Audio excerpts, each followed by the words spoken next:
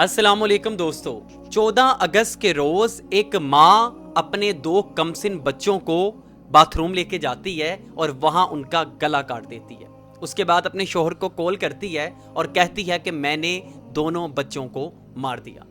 ये वाकया कराची में पेश आता है जिसने पूरे पाकिस्तान को एक बार हिला के रख दिया। तफ्तीश के दौरान जब इससे पूछा जाता है कि इसने अपने बच्चों का गला क्यों काटा, तो ये कहती है कि मेरा जो बेटा है ना, वो अक्सर मुझसे कहता था कि अम्मी मुझे किसी ऐसी जगह भेज दें जहां पे मुझे किसी तकलीफ का सामना ना करना पड़े, तो मैंने उसे वैसी ही जगह भेज दिया है।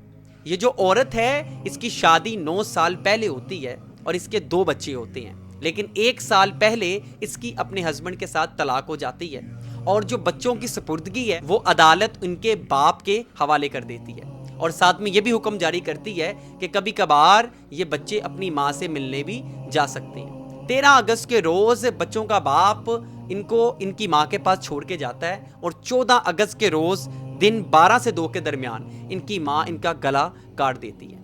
ये भी बताया जा रहा है कि ये औरत किसी ज़हनी आर्जे से गुजर रही थी, लेकिन फिर भी माँ का दिल तो माँ का होता है। इस वाक़ये ने पूरे पाकिस्तान को एक बार हिला के रख दिया। वो लोग जो औलाद जैसी नेमत से महरूम हैं आज, उन लोगों में इस वाक़ये के बाद शदीद गुस्से की लहर दौड़ गई है और वो कह रहे हैं कि इन बच्चों के लिए इंसाफ चाहिए। अभी ये औरत पुलिस की हिरासत में है और आगे जो अपडेट आएगी इंशाल्लाह वो भी आपके साथ शेयर की जाएगी।